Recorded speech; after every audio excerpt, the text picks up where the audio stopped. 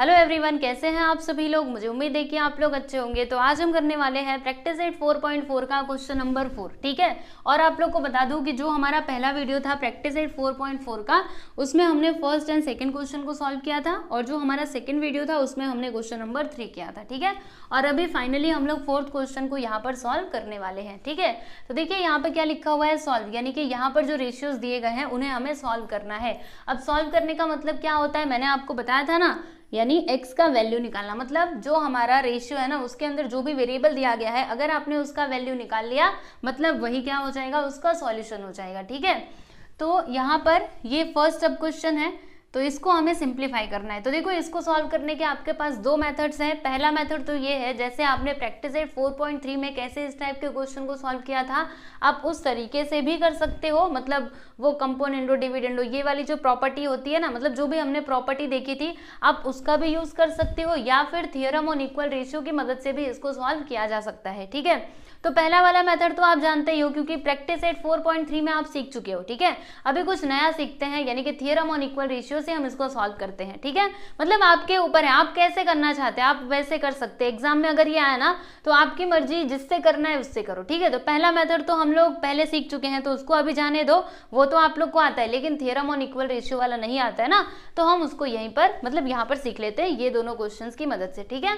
तो चलो देखते हैं। सबसे पहले हम क्या करेंगे, ये जो रेशियो दिया गया ना, इसको हम लोग कंसिडर करेंगे के, मतलब इसको हम लोग मान लेते हैं कि ये जो दोनों रेशियोज है ना, ये के इक्वल है, ठीक है। अब उसके बाद क्या किया जाए, सोचना पड़ेगा, अच्छे से सोचिए। देखिए एक काम कर सकते हैं हम लोग, क्या काम कर सकते हैं, देखो यहाँ पर क्या है 4x माइनस 5, ठीक है, और इधर क्या है 16x square minus 20x plus 9। तो देखो यहाँ पर ना 16x स्क्वायर माइनस 20x आ सकता है, कैसे आएगा, तो देखो अगर मैं इसमें ना 4x से मल्टीप्लाई कर दूं, तो ये दोनों जो यहाँ पर है ना वो आ सकता है, ठीक है। उसी प्रकार से नीचे देखो 8x स्क्वायर प्लस 12x, यहाँ पर वो आ सकता है, अगर मैं इसमें 4x से मल्टीप्लाई कर दूं तो ये भी आ सकता है, ठीक है। यानी हम यहाँ पे करेंगे क्या, मल्टीप्लाई करेंगे सेकेंड रेशियो को 4x अपॉन 4x से, ठीक है। तो चलिए लिखते हैं multiplying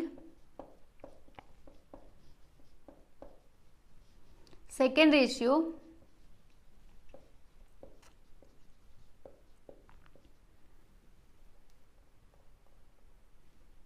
by 4x upon 4x, ठीक है। तो फिर देखिएगा यहाँ पर क्या हो जाएगा, ये वाला रेशियो तो सेम टू सेम रहेगा, इसमें कुछ भी मत कीजिएगा, ठीक है, प्लस 9, और फिर यहाँ पे नीचे देखिए 8x square plus 12x plus 21 which is equal to, यहाँ पर हम लोग 4 से मल्टीप्लाई कर देंगे 4x से, तो यहाँ पे आ जाएगा 4x, फिर ब्रैकेट के अंदर 4x माइनस 5, और नीचे भी वही आएगा 4x माइनस 5, ठीक। इतनी बातें समझ में आई। अब उसके बाद हम क्या करेंगे, तो यहाँ पर ना थियरम ऑन इक्वल रेशियो लगाएंगे, ठीक है। और हमें प्लस करना होगा कि माइनस करना होगा, ये भी आपको समझ लेना चाहिए। तो देखिए हमें कैसे भी करके, मतलब क्या करना है, देखो इन दोनों को कैंसिल करना है। अब ये कैंसिल कैसे हो सकते हैं, तो अगर मैं माइनस करूंगी ना, देखो अगर मैं माइनस करूंगी तब जाके यहाँ पर जो 16x स्क्वायर आएगा वो माइनस में होगा, और यहाँ पर जो 20x आएगा ना वो प्लस में होगा। यानी हमें क्या करना होगा, इसमें से इसको माइनस करना होगा, ठीक है। चलो यहाँ पे हम लिखते हैं कि by theorem on equal ratios, by theorem on equal ratios, ठीक है। अब यहाँ पे हम लिखेंगे कि k which is equal to, देखिएगा इसमें से इसको माइनस करेंगे, देखो ये दोनों k के इक्वल है ना, तो यहाँ पे k लिख दीजिएगा। यहाँ पे लिखेंगे हम लोग 16x square minus 20x plus 9, ठीक है, माइनस कर रहे हैं। अभी चलो मल्टीप्लाई करो तो क्या होगा, 4 4 ज़ा 16x स्क्वायर और 4 5 ज़ा 20x। नीचे देख लो, यहाँ पर ये वाले ब्रैकेट में जो है वो लिख देते हैं 8x square plus 12x plus 21, ठीक है। फिर इधर माइनस का साइन, 4x का मल्टीप्लाई अंदर कर दो तो 16x स्क्वायर, फिर 4x का मल्टीप्लाई 5 में करेंगे तो 4 5 ज़ा, एक मिनट, 5 यहाँ पे नहीं है, यहाँ पे तो 3 है ना, अरे यहाँ पे 2x है मैंने क्या क्या लिखा है, 2x प्लस 3, ठीक है। अब देखो तो क्या आएगा, 4 2 ज़ा 8x स्क्वायर और 4 3 ज़ा 12, मतलब यहाँ पे आ गया 12, ठीक है, समझ में आया। अभी क्या किया जाए, तो देखिए ये जो दोनों ब्रैकेट्स है ना, इनको हम लोग हटाएंगे, तो यहाँ पर तो वही आएगा 16x square minus 20x plus 9, minus का मल्टीप्लाई अंदर कर दो तो यहाँ पे हो जाएगा minus 16x square, minus minus मिल करके यहाँ पे हो जाएगा प्लस 20x, ठीक है।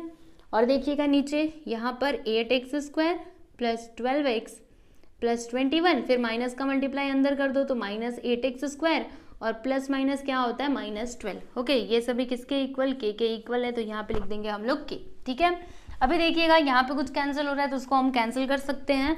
तो 16x² minus 16x² minus 20x plus 20x, नीचे भी देख लो 8x² माइनस 8x², फिर यहाँ पे x है, देखो 12x मतलब प्लस 12x और माइनस 12x, ये भी कैंसिल हो गया। यहाँ पर x आएगा, देखो मैं लिखना भूल गई थी क्योंकि मल्टीप्लाई किया ना 4x इंटू 3 करेंगे तो 12x आ जाएगा। ठीक है, अब यहाँ पे क्या बचा हुआ है उसे हम लिख लेते हैं। तो यहाँ पर ऊपर बचा है 9 और नीचे बचा है 21। चलो इसको और छोटा करते, 3 से कैंसिल करते, 3 × 9 और 3 × 7 = 21, यानी कि देखिए k का वैल्यू यहाँ पर हमें क्या मिला, तो 3/7 मिला। ठीक है, अब ये जो 3/7 मिला है ना, ये हमें x का वैल्यू नहीं मिला है, तो फिर किसका वैल्यू मिला है, तो ये जो रेशियो है ना ये मिला है हम लोगों को। देखो मैंने क्या माना था, ये दोनों रेशियोज किसके इक्वल है, k, यानी ये जो k का वैल्यू मिला है ना, मतलब ये जो 3/7 है ना ये इन दोनों के इक्वल हो जाएगा, यानी मैं यहाँ पे ऐसे लिख सकती हूँ, दिस इज इक्वल टू 3/7। ठीक है, इस तरीके से हम इसको लिख सकते हैं।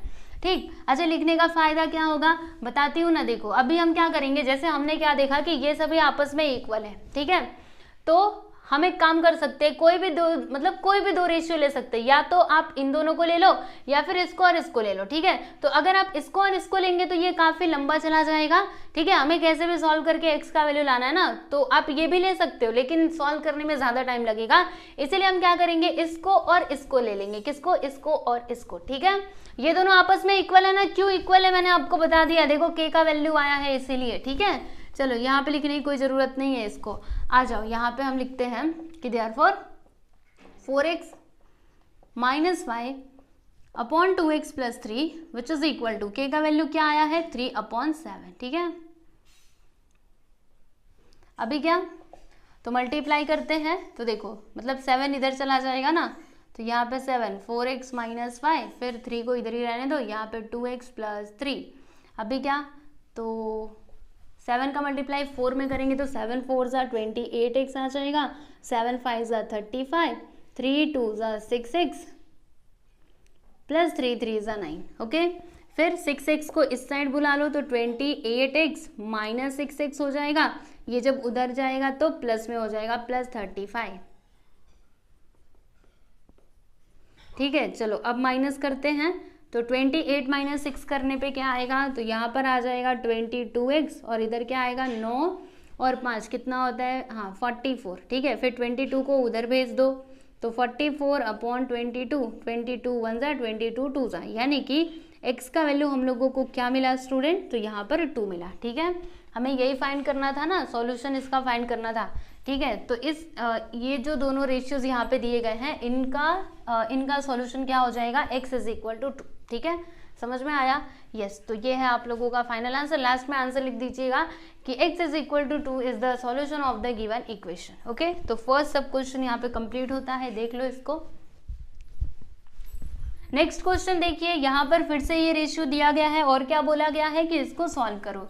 ठीक है, तो देखिए इसमें वेरिएबल क्या है, y है ना, यानी कि हमें क्या करना होगा, तो ये y का वैल्यू फाइंड करना होगा। ठीक है, तो चलो हम इसको सॉल्व करते हैं। तो सबसे पहले हम यहाँ पे इसको कंसिडर करेंगे कि ये जो दोनों रेशियोज है ना ये किसके इक्वल है, तो k के इक्वल है। ठीक है, यहाँ पे हम लिखेंगे 5y² plus 40y minus 12/5y plus 10y² minus 4 which is equal to y plus 8 और नीचे आएगा 1 + 2y। ठीक है, ये किसके इक्वल है, k के इक्वल है, बराबर। अभी इसमें किससे मल्टीप्लाई किया जाए, तो इधर देखो क्या है 5y² प्लस 40y, यहाँ पे वो आ सकता है क्या, तो अगर मैं इसमें 5y से मल्टीप्लाई करूँ तो ये दोनों आ सकते हैं, और यहाँ पर 5y और 10y² है ना, तो अगर मैं इसमें 5y से मल्टीप्लाई करूँ तो 5 1 = 5, फिर y आ जाएगा और 5 2 = 10, यानी कि हमें क्या करना होगा, 5y से ऊपर नीचे मल्टीप्लाई करना होगा। तो यहाँ पे हम लिखते हैं कि मल्टीप्लाइंग सेकेंड रेशियो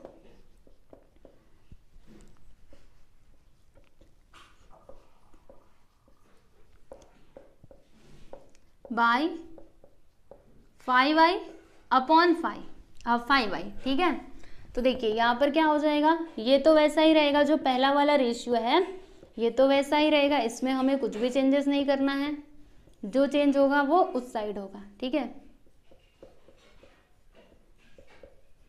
चलिए यहाँ पर हम लिखते हैं 5y, फिर ब्रैकेट के अंदर y + 8, फिर यहाँ पर लिखेंगे 5y, फिर ब्रैकेट के अंदर 1 + 2y। ठीक है, अब उसके बाद हम यहाँ पे वो लगाएंगे bye theorem on equal ratios. Okay, और फिर इसमें से इसको माइनस करेंगे, क्योंकि माइनस करेंगे तभी जाके ये कैंसिल हो पाएगा। तो क्या लिखेंगे, bye theorem on equal ratios.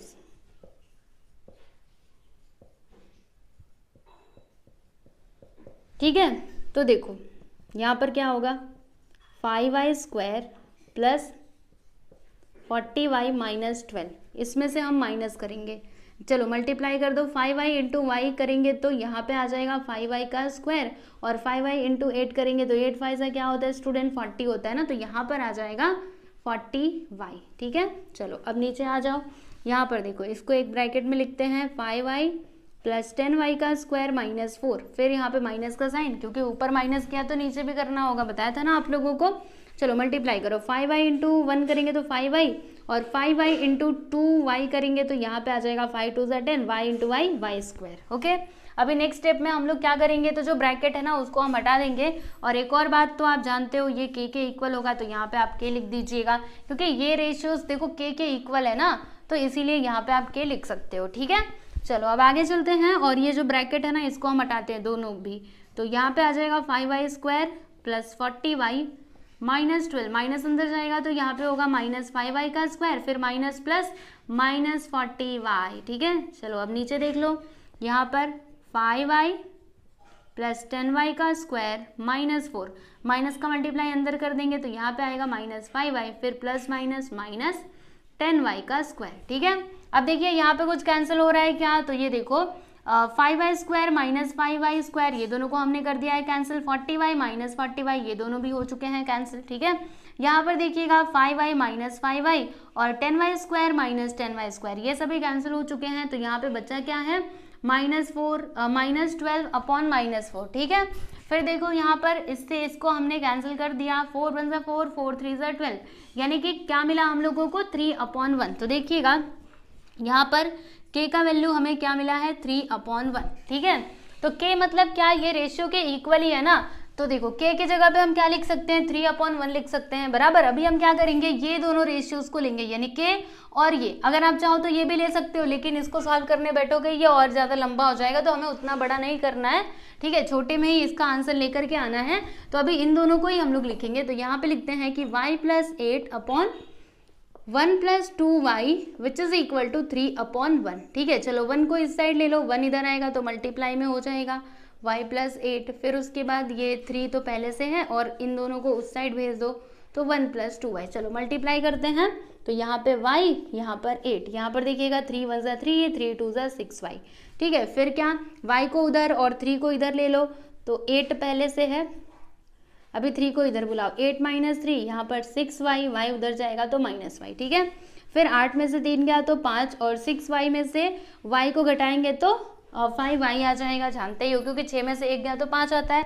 फिर 5 को इधर ले लो तो 5/5, मतलब विच इज इक्वल टू, रुको 1 मिनट, हाँ, 5 ये इधर आएगा तो अपॉन में हो जाएगा, which is equal to y। तो देखिएगा जब हम इसको कैंसिल करेंगे तो क्या आएगा, 1 आएगा, यानी कि y का वैल्यू हमें क्या मिला, तो 1 मिला। ठीक है, तो देखो y which is equal to 1 is the solution of the given equation, यानी कि यहाँ पर ये जो इक्वेशन दिया गया है इसका सॉल्यूशन क्या हो जाएगा, तो y इज इक्वल टू 1 हो जाएगा। ओके, समझ में आया। अच्छा, ये सॉल्यूशन मतलब एक्चुअल में होता क्या है, तो देखो अगर हम y का वैल्यू 1 ना यहाँ पर और यहाँ पर पुट करेंगे तो जो भी हमें यहाँ मिलेगा वही यहाँ पर भी मिलेगा। ठीक है, यही होता है इसका मतलब सॉल्यूशन, यानी क्या कि अगर आप उस इक्वेशन में उस वैल्यू को पुट करो तो जो गिवन इक्वेशन है ना वो ट्रू आना चाहिए, तो ऐसा ही होगा। अगर आप चाहो तो पुट करके देख सकते हो। ठीक है, मतलब इसका जो आंसर आएगा ना वही इसका भी आएगा। अगर ऐसा नहीं आया मतलब आप समझ जाइए कि हमने कुछ रॉन्ग किया है। ठीक है, चलो एक बार वेरीफाई करके देख लेते हैं, है ना।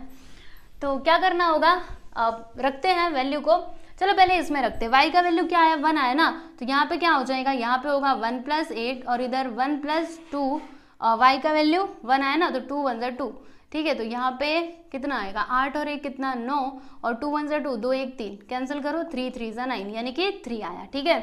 मतलब इसमें जब हमने पुट किया तो 3 आया। अगर आप इसमें भी y का वैल्यू रखोगे तो 3 ही आना चाहिए। चलो देख लेते हैं, यहाँ पे 1 आएगा तो 5, 1 का स्क्वायर 1 होता है, 5 1 ज़ा 5, मतलब यहाँ पर रुको मैं इधर लिखती हूँ, 5 1 ज़ा 5, फिर उसके बाद 40 1 ज़ा 40, और फिर इधर -12, और नीचे क्या आएगा देखो, यहाँ पे 5 1 ज़ा 5, और यहाँ पे 10 आ जाएगा, क्योंकि 1 का स्क्वायर 1 ही होता है, 10 1 ज़ा 10 -4, ठीक है।